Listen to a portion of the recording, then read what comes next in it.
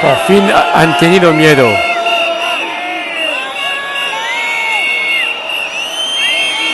Me parece que por fin han tenido miedo y son los mozos de escuadra, que van a poner de nuevo la bandera española. La bandera española que representa a toda Cataluña. C'est bien, bravo, c'est bien. Bravo. Felicidades. Fue un elemento, una lástima que se quita la bandera española.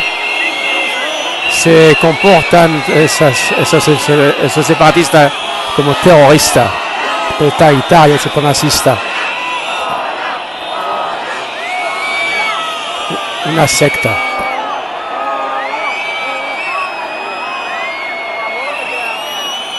Muy bien. Qué vergüenza. Qué vergüenza. Habla de democracia y no saben lo que es la democracia, la tolerancia y aceptar aviso contrario. Una vergüenza. En 2020 una vergüenza. El aparato separatista catalán. Qué alegría que se ve de nuevo la bandera española en Barcelona.